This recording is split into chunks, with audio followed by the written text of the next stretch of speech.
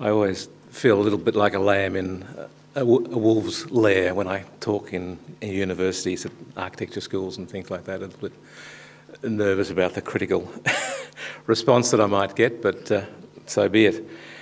I call this What Are Architects On About because I just thought I'd do a reflection in a sort of a slightly fragmented way about what we think about architecture.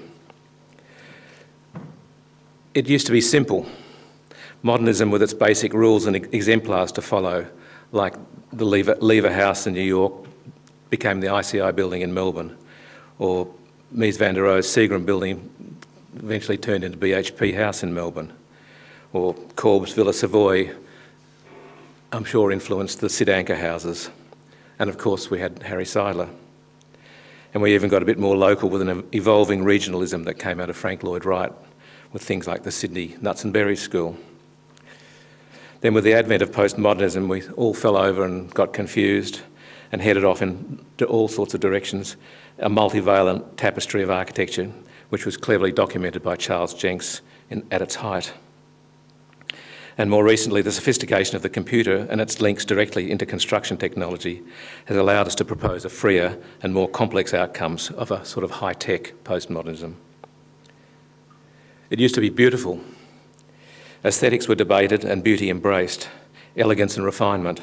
The rare qualities of a rigorously developed minimalist piece of architecture delighted us. We looked at the essence of things and we appreciated things like Japanese sensibility. Postmodern thinking led us into confronting change. Anything goes, and we learnt to love the anti-aesthetic, the ordinary, the worryingly ugly. Architects' design sessions were then spent thinking up clever ideas to shock us. And I think Melbourne probably went a bit far with all of that. And I also wonder how obscure French philosophers got involved anyway. It used to be about the built work, not an architectural milieu where computer-generated imagery of unbuilt projects takes centre stage in a fast-moving world of architectural ideas. You have to get your idea out there and published quickly before someone else does. You can't wait to someone to commission it and build it. So the zany idea scene has exploded and we're all competing in it and getting worn out by it. It used to be about reasonable fees and simple consultant selection processes. Now the cost of getting larger project commissions is out of hand. Fees are abysmal and the times are tough. We're destroying the profession from within and the project managers, contractors and financiers are on the attack to do that. So what are we on about, meaning me and my practice? Well, in trying to navigate our way through all of these issues, we've sought to follow an architectural path that we found relevant. When thinking about architecture and why we do what we do, our approach is not dense or intellectually obscure. We don't relate to French philosophers' investigations into the nature of things. We are more direct and simple. We prosecute diverse, eclectic ideas based on the exploration of the essence of architecture. Of course, we explore materiality, and that's important. The nature of building materials we use, the feel, the texture, colour relationships, and colour and relationships with other materials, how they're put together in creating a sense of solidity or lightness, how this is manipulated, and importantly, how it is detailed, remain a significant concern for us in this design and construct era. But beyond that is the broader idea behind what we're creating. Not just a purposeful response to the needs of a brief, but the more transforming ideas that make architecture more an experience, some of it evident and some of it more subtly included in the work. Ideas can be a commentary on the building purpose, its relationship to context, etc. And I'll dwell on these things. I think the materiality will speak for itself.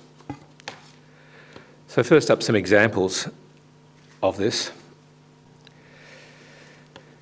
Melbourne Museum from about 12 or 14 years ago. And here, whilst from the aerial view, you can see how much bigger a building it is than the old building next door, the Melbourne, the old Melbourne Exhibition Centre. We tried to make it a similar twin. So we did things like we had to push the IMAX theatre 22 metres down into the ground to keep it low enough. We created it so that it was of the same height, when viewed from the streets, it was of the same sort of bulk. And so we tried to create this idea of dissimilar twins in this Beaux-Arts landscape. Most museums you go in one end, come out the other end. You have a single linear journey that's hard to break, and museum fatigue is probably the greatest problem of big museums. So I was wandering along the edge of the river in Frankfurt, and you get all these little boutique museums. You get the art museums, you get the architecture museum, the moving image museum, the ethnographic museum, the craft museum. You get all these different museums, and if you're wandering along on a Sunday morning or Sunday afternoon, you can just go and sample what you want. And sampling became an idea for us, more common in music. It was this idea that we should create this big galleria and break the whole museum down into a whole lot of pieces. So we broke it down into 9 different boutique museums. You go into the galleria, and from there, the galleria has toilets, it has sitting areas, it has food, it has all these sorts of things. And on the other side, it has the entry into 9 different boutique museums. So you can sample, and that way you come in and come out. You can stop and have food or rest or whatever. And it goes with all the other ideas about minimising museum fatigue, like the change of type. So we have black box spaces, we have special architectural spaces, and we have spaces that are virtually just large exhibition elements, like the Children's Museum or the Aboriginal Centre. And that together with things like changes of floor finish and all those sorts of things which work towards it. And I think this was a nice idea. I mean, National Museum in Canberra, which followed on from this, didn't follow that. And has the problem that results from it. You go in one end, you've got to come out, go right through and virtually come out the other end. And we think that this was a major thing. The Hoddle grid, Melbourne's a grid city. That's its sort of starting reference point in Australia. And we created all these different elements, but we held them together with a grid that ran over the top of the building that referenced the Hoddle grid and said, this is the Melbourne Museum, the grid is the Melbourne reference, and then all the other things happen inside it. And obviously the variety of materials and material expression, and the use of these blades to lead you in from the side streets so that you actually entered the building on the same axis, on the sort of the Beaux-Arts axis that runs right through the middle of the site. And things like the Forest Gallery, where we created a blade element that then was the partner to the Florentine dome on the top of the adjacent building. Our competition entry for Federation Square was simple. It took the idea of the railway tracks underneath and created these glazed roof systems that followed the tracks and replicated the tracks below. We also see signs of some coloured boxes in there that tend to repeat from time to time.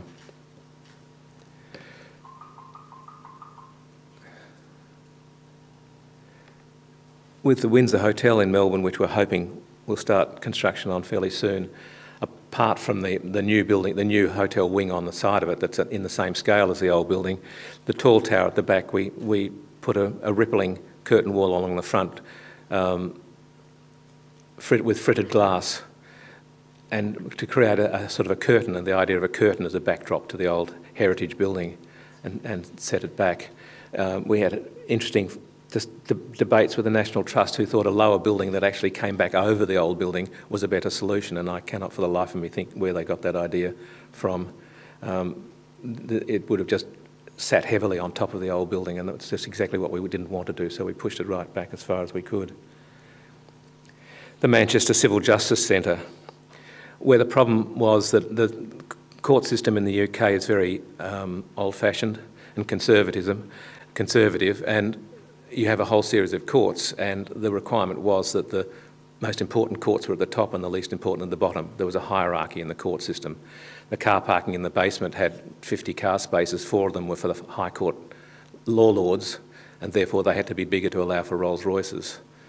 That's the way it was. The senior judges wouldn't sit in the same dining room as the junior judges. So we had to devise a system which allowed you to have the courts of the different levels moved in and out according to the number of them. So at the top there was the 4 big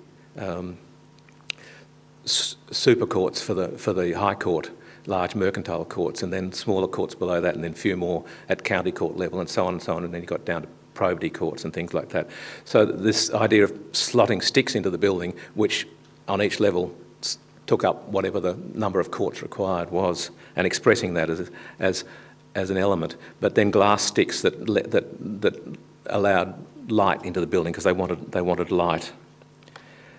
And an atrium that, again, heightened the sense of openness and transparency because they simply wanted to completely change the way courts work. Because most old courts, you come in a small door in an old classical building and they are intimidating as experiences for people to come to. And again, we used an atrium where we popped a whole lot of little containers into it that could act on an as-needs basis up the building for extra meeting rooms or for extra waiting areas and the like. And we pushed sustainability. The building actually won the RIBA National Sustainability Award. It's a 13-storey building and it's completely naturally ventilated. And eight months of the year, there's no heating or cooling. It's just a naturally ventilated building, and it works. It had to be thin because of it, because there's a limit to how you can get fresh air through a building, and so it had to be limited to about between 16 or 18 metres thick in order to get it through. But in this picture, you can see the black things are actually the air scoops. There's air scoops at each end of the building, which allows the fresh air on the prevailing wind side to come into the building and circulate through the building, so that this comes through and then comes through this fresh air duct that sits on top of the meeting rooms, and from there it circulates up into the courtroom above, and then out on the far side above where the judge's private corridor was, so that you could get light at both ends plus the fresh air coming through, and there's also other things. There's chimney effects on the double glazing, and we pumped water at 12 degrees Celsius from an aquifer 70 or 80 metres below the ground, took out 2 degrees of cooling through a heat exchanger and then pumped it back in at 14 degrees. So we took cooling from the bottom, from down below, and a whole number of other sustainability things, right through to lots of bicycle parking. So that became a very interesting experience for us in sustainability, learning about sustainability. And of course, one that's a bit closer to home, up the road, is the MUTS building for the engineering and information technology. And in the idea, we created this skin, and the skin is made up of zeros and ones, and the zeros and ones is a binary code. So in fact, the screen says University of Technology, Sydney, Faculty of Engineering and Information Technology, and it just repeats itself in binary code right through the screen. And it just seemed quite a nice idea for this screen. And also, looking from Melbourne, you think about Sydney and sun and surf and all those sort of things. We thought it would be nice to put some shark gills into the facade as well. So it's our little reference to it being in Sydney. And that's it. I guess a lot of you would see it on a relatively frequent basis, but it's coming together quite fast now. And inside, the building has what we call a crevasse. We split the building to make this continuously interlinked space where people could walk up and down stairs between the spaces and change and all those sorts of things. And that too is actually starting to come together inside the building, and it's skylit at the top.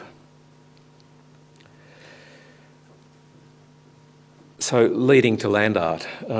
From the days of designing the Melbourne Civic Square in 1976, which Peter referred to a long time ago, and our commissioning of Ron Roberts Swan's piece of sculpture, the Vault, the yellow peril as it became called, which then got removed, we developed a very keen interest, or I certainly had, in the work of artists, and particularly land art, artists like Richard Serra and other land artists like Michael Heitzer and Walter de Maria. So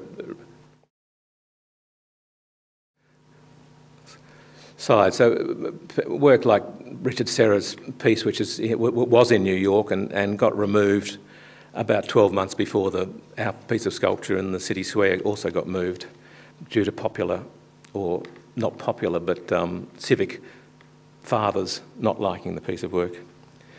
But we love these sort of pieces where just three pieces of steel dangerously leant against each other and just staying there. And he's played with those sorts of things. Michael Heitzer's work, where he cut cut this slot in the edge of a cliff, and then out on the cliff on the other side. So this is a ravine, and it goes right across, where the two slots on either side sort of talk to each other. These massive pieces of hard interference into the landscape. And of course, Walter de Maria's Lightning Field, where he put 200 20-foot, 6-metre high stainless steel rods on a 1.6 square kilometre grid in an area which has a lot of lightning, so the sticks attracted the lightning, and you can go there and stay there, and you stay in a little log cabin and go out in the evening and just watch it if you're lucky. Doesn't always happen, but fantastically formal interventions that then still interact with nature. And I think this has continued to influence us to this day, the idea of clear, minimalist gestures, large sculptural forms that convey powerful ideas. So non-architecture. Some of the influence of this influence then came to be explored through a series of non-architectural projects that are one thread of our work.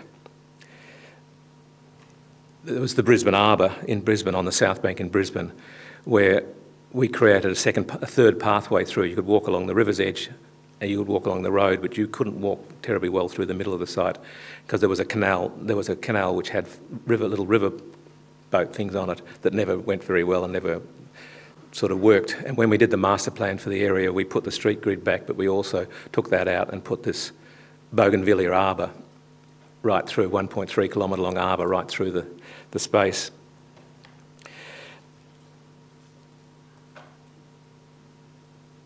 And we also were interested at that stage too about the process from CAD design into CAD, into CNC and cutting and manufacture.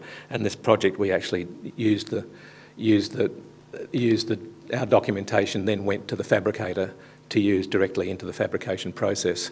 And it was the first of one of those sorts of things interested. So these elements were made up of a series of elements that could be put on in different ways to create different little wiggle things, Mr. Curly things, I guess, in their own sort of way. So there was a limited number of 9 different pieces, but you could put them together in an infinite number of ways, at the bottoms and the tops in different ways, and create that great variability.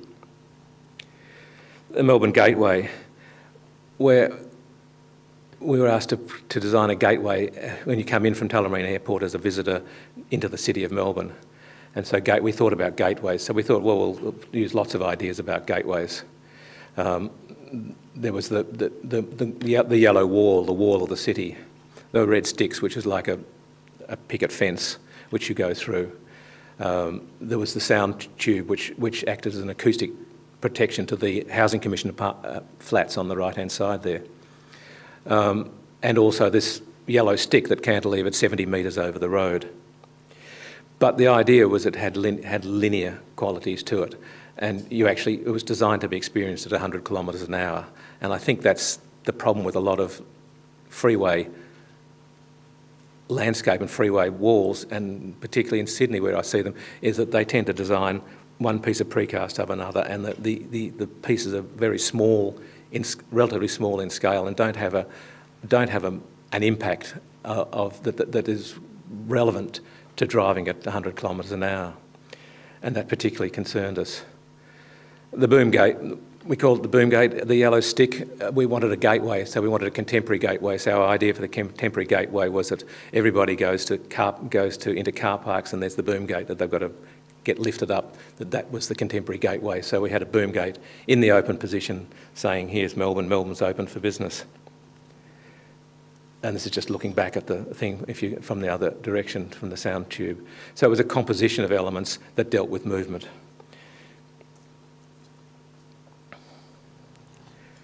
We did another gateway in China, in Nanning. Nanning's a subtropical city in southern China, where they regard greenery and plants and all that sort of thing as part of their city. So they wanted something that symbolically represented that. So we designed these sort of lotus flowers, but made them red because red was a lucky colour. And when you come off the freeway, this is what you see. You see the 2 flowers on either side of the road. But in fact, they're not. this one's a flower. This one is an illusion from the road when you come off through the thing, and in fact is completely broken up into a whole series of elements, all the way up the 800-metre stretch up to the top of the hill. When you get to the top of the hill, you can see Nan Ning. So it actually deconstructed and actually again created an idea about roads, which was about movement. And that's the deconstructed ones as they ran up the hill. So when you think about it, the ones at the furthest away were actually getting very, very big. They were 20, 30 metres high and very large, in order that when you're coming through the toll gate, it actually formed that compositionally. So again, it was ideas about movement. Webb Bridge, a project in Melbourne, which we did with artist Robert Owen. This part of the bridge was an existing railway bridge, which they then demolished from here on because it headed back this way, because they wanted to actually create a pedestrian and bicycle bridge that linked across the river and down onto the edge of the water at the river's edge. So we started off with a series of hoops that got wider and wider and got tighter and tighter until they formed this complex little shape. The length of the shape, because you had to get from here to here, and if you needed a disabled DDA ramp, you needed this much length to get it in. So that actually determined the length of the form of it. And then you could ride your bike through the middle of it, and you could walk through the middle of it as well. So it became this link, and there was that red element separated the this disabled ramp and the bicycle things from a set of stairs that had to occur around that inside edge, because that inside edge was getting quite steep. It was sort of a flow on from the Arbor, because again we designed and gave the CAD documentation to the fabricator, who then fabricated from it. That was our idea, and the artist was happy to work with that. But he did then very cleverly, and when you talk about ideas, he actually came up with the post idea justification for it, which I'll come to in a minute. So you can see this, and this is the views of it. And there's the post idea justification. We got thought up later, which is an eel trap, and an indigenous eel trap for the indigenous tribes that used to catch eels along the edge of the river. Very nice, but we didn't think of it beforehand. The last of these little ones is a bridge we designed in China, in the Jingsha bridge over a lake in Hangzhou. And the ideas, this is one of the competition panels, and the ideas you can see came from sort of the Great Wall, and from calligraphy and noodle making and ribbon dancing and all those sorts of things that are part of Chinese culture. So we wanted to create a set of ribbons across it. What was required was a basic flat pedestrian bridge across it, but we decided to introduce another bridge which actually went up, a second one, for the people that wanted to do a bit of exercise by walking up, climbing up over it and going up and down over it. So it gave you a second choice through it. And then the third part, the third ribbon in fact, was then the structure that held it all up. And that's the way it looked. So we rather liked that. They then cancelled the competition and didn't proceed with it. But that's the way a lot of competitions go in China.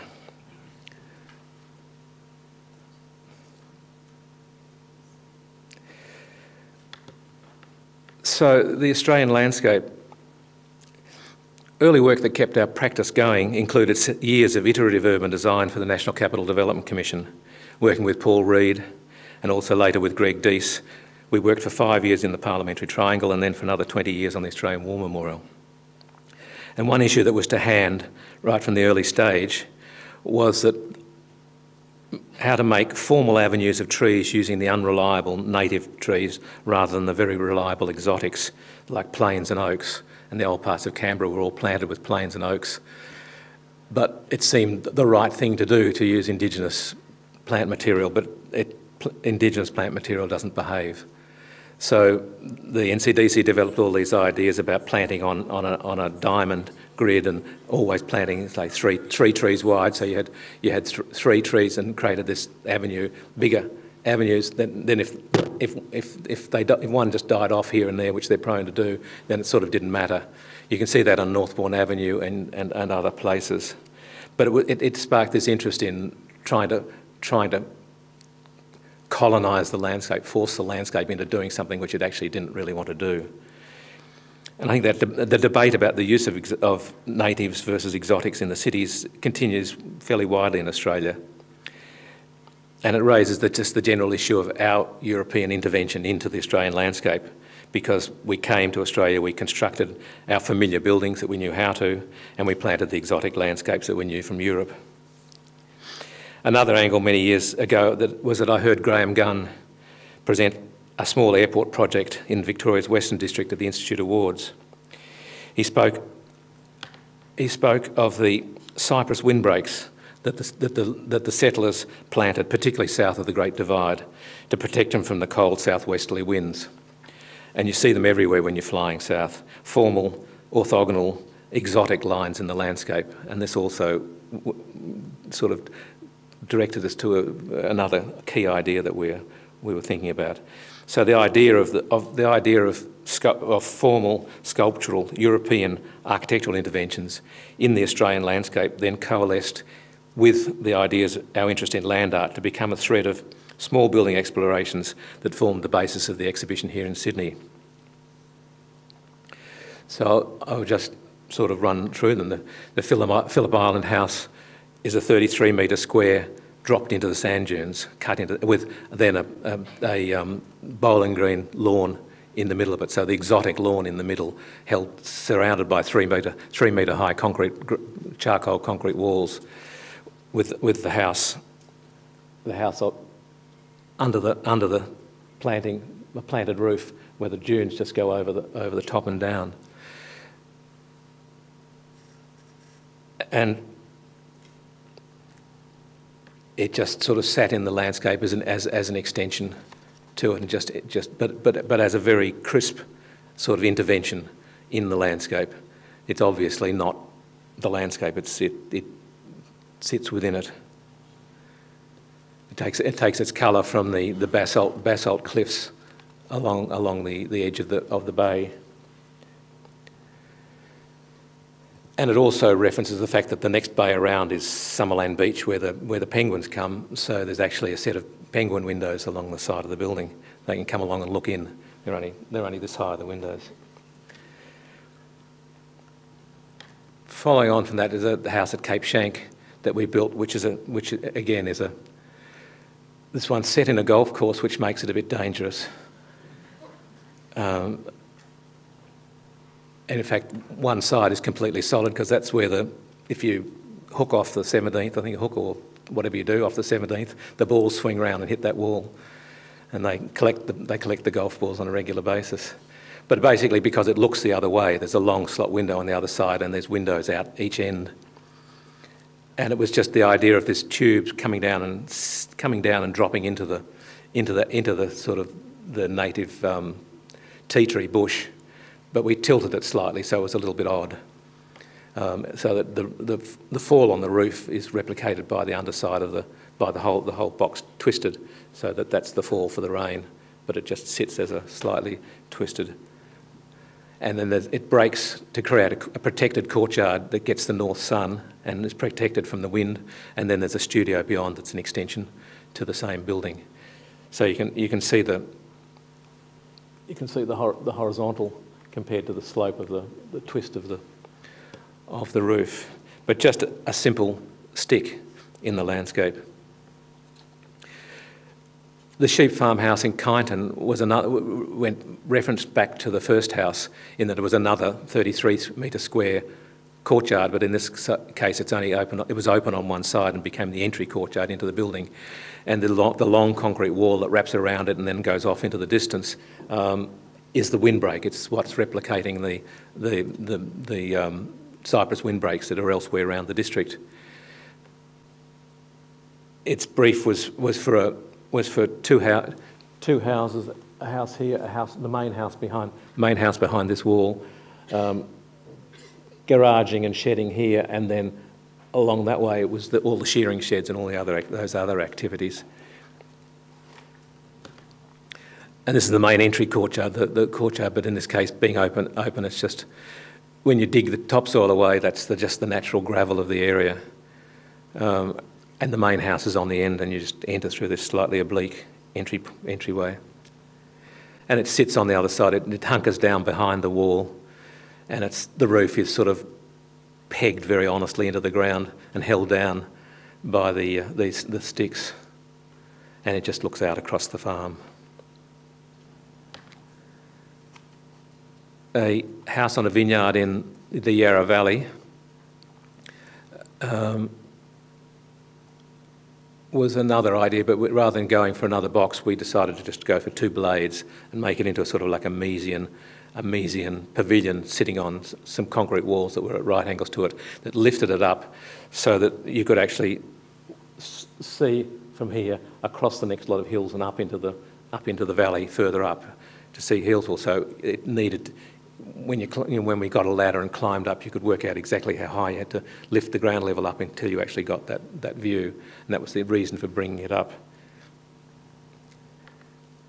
And it just sits there as these pair of blades. It's glazed, fully glazed on 3 sides, and has this wall to the back with just smaller windows that looks out into the forest on the back.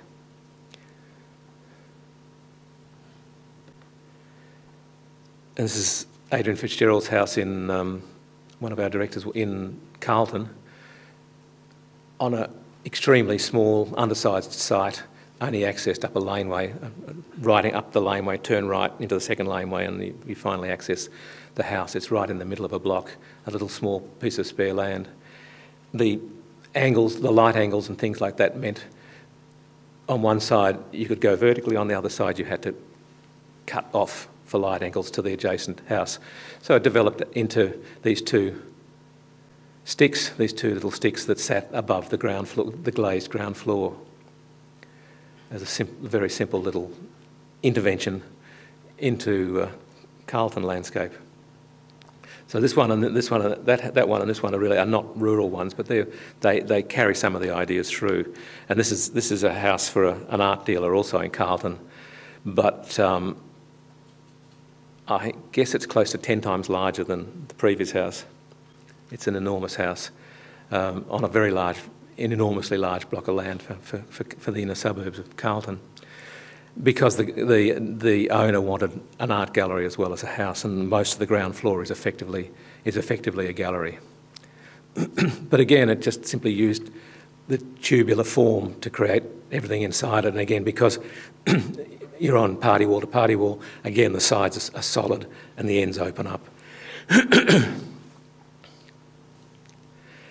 And lastly, the View Hill house, which is the latest one, which harks back to the second one, to the Cape Shank house, and also to the Tube house in Carlton, in a way that it sits on the top of a hill in the Yarra Valley. The previous Medhurst house is, in fact, where are we? It's just about right over there on that hill over there. But it has 360-degree views around, except the council didn't want it built on top of the hill, so it had to be built slightly in front of the hill, so that the corten stick, the roof of the corten stick is the top of the hill, and the other stick sits above it. We got away with that, but we then had to plant a copse of trees behind it as well. But it again got back to that's what is the very essence of simple forms.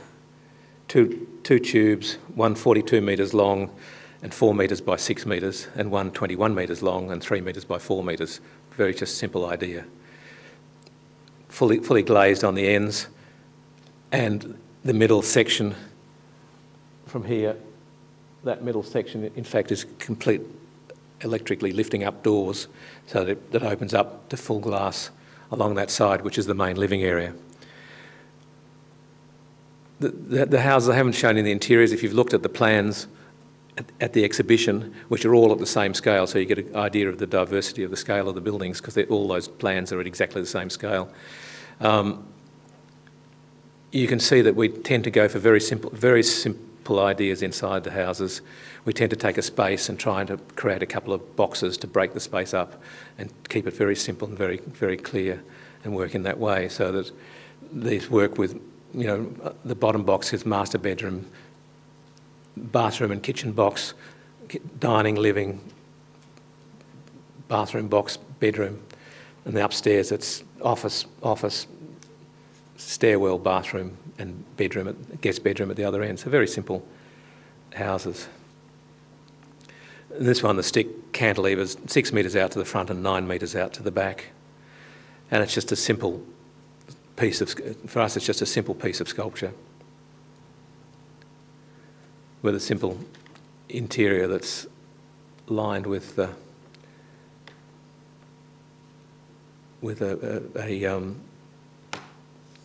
timber board made from the waste of the New Zealand pine plantation, timber plantation process.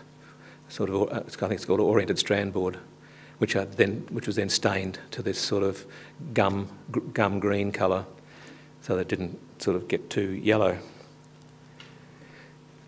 And it sits. I've got some beautiful photographs, in fact, of it when there's fog in the area and it's just a complete blanket of fog, and that little element there just sits above the fog. It's very nice. Stonehenge and Venice, the last two projects. The two non-houses that complete the exhibition are not part of the Australian landscape set, but they are by extension part of our land art explorations. The Stonehenge Exhibition and Visitor Centre finally opened recently after a 10-year process of 2 competitions. We had to win 2 competitions to do it, and that came after 20 years of work by 2 other architects who had failed to get planning permission for their schemes.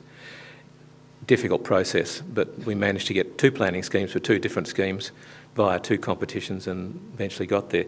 This was the first scheme where this was the stones. This was the road to Salisbury, which was going into a tunnel from here to here, and our visitor centre was down here on the edge on the River Avon. It fell over, and we moved on to the next scheme. But we had a basic proposition about the centre, which was that it shouldn't replicate the stones. And there was a recent issue of a magazine which was looking at visitor centres, and there's visitor centres that try to look like what you're going to see, and to us that sort of spoilt the occasion. To us it was better to have a visitor centre that looked nothing like what you were going to see, so that when you got there it was presented to you as the unique experience. So we put forward the proposition that the visitor centre should be made up of a series of walls that were not as high as Stonehenge, because Stonehenge is actually quite small, and the tallest trilithon, as you can see there, is only 7.4 metres high. And we made these walls out of hot dip galvanised steel, big long blades. Because Stonehenge talks to the fundamentals of architecture, post and beam, with large stone columns and lintels, and we just wanted to get right away from that. And this was our scheme, and if you can see references back to that piece, Richard Serra's sculpture, I'll freely admit that. And it sat in the landscape. This is a view from the river, with just a gap in the wall that let you into it. And if you're coming from the car park, you were drawn along and into that gap in the landscape, and it twisted and turned as it went. This scheme fell over due to funding cancellations, and also the fact that they discovered a Saxon village and a Roman ruins underneath the site. So they stopped it for a couple of years, and then had another competition which we won again, and started on a new site much closer to the stones and within the World Heritage Precinct. And being in the World Heritage Precinct meant we had to build above the ground and put dirt above the ground and have all the services and everything above the ground, so we didn't disturb the heritage crust, the existing heritage crust. So we created a lightweight structure that just, with a lightweight fine metal roof that again didn't reference the stones, but rather was references to a copse of trees and to the sweeping hills, the roof to the sweeping hills. So it was 2 elements. There was 2 glass box and a wooden box, and this roof that just sat over the top. And again, less in height than Stonehenge, the same idea. And this is the finished building that opened a few weeks ago. That's the timber box on the right, which we made from chestnut, which we actually laid all the timbers out into the fields down there for about 12 months to let it pre-weather to a really lovely weathered colour. This is the glass box at the other end. So the glass box has a cafe and a bookshop and all those sorts of things, and education facilities, and the timber box has the exhibition and toilets and various things like that. Gets very foggy at Stonehenge, but you can see that beautiful grey of the timber.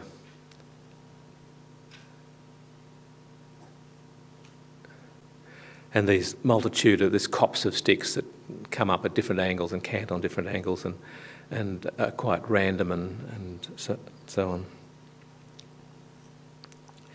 As an aside here, we never lose the opportunity to recycle a good idea. So Stonehenge, here, this first stage of Stonehenge when it was abandoned, kind of reappeared in a hotel winery project we're doing in China. So and with a couple of sticks added on. So so it's got the long sticks. This is the hotel. They're all the functions and other spaces in the hotel and the winery. And this is the tasting room that sits on top and looks out across the vineyard, and then with the hills behind it in the background.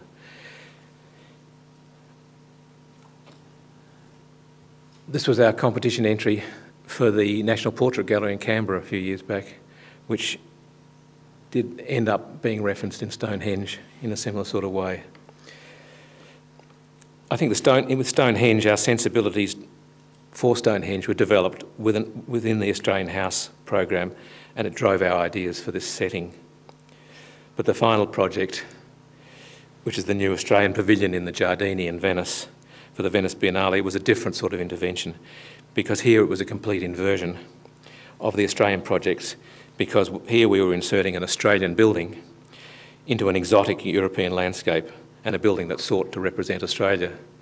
And that's an Australian person in the front of it there, looking surly. As a new building in the Giardini, let alone the whole of Venice, it's very rare, and there's no more sites available in the gardens. And as we're from a very distant country from Europe, we saw the building in a similar way as we did to 2001 Space Odyssey, just a black box that appeared suddenly. But we also saw references back to Malevich and suprematism and his black square of 1915, just this unknown offering sitting in the centre of a Eurocentric art and architecture scene. So it's a black granite box. It has flaps that open up to let you in or to let you show art on the outside of the building, and they just open and shut electrically. We saw the idea that it started off in the desert and ended up coming to Venice. And we did this image really as a bit of a joke, but also as a sort of a reference to Aldo Rossi, because for the first Venice Architecture Biennale in '83 or thereabouts, he built a theatre on a barge and towed it in and tied it up to the edge of St Mark's. So we sort of this idea of architecture coming on a barge was a sort of a reference back to the Rossi experience at the start of the Architecture Biennale. So we wanted to make it represent the minimal essence of art. We wanted to make the building enigmatic, which is sort of kind of what we wanted Australia to be, an unknown offering sitting in the centre, as I said, of Eurocentric art and architecture scene. But also the way it's viewed in its position in Giardini took us back to the Janet Lawrence Fiona Foley sculpture piece that was commissioned at our museum in Sydney forecourt. This piece represented the defining moment of contact between foreign and Indigenous culture in 1788. The discoverers, struggling through the surf, were met on the beaches by other people looking at them from the edge of the trees. And so our sense was to provide a building that was sitting in the edge of the trees by the canal, and in its enigmatic way challenging people to come and have a look. Thank you very much.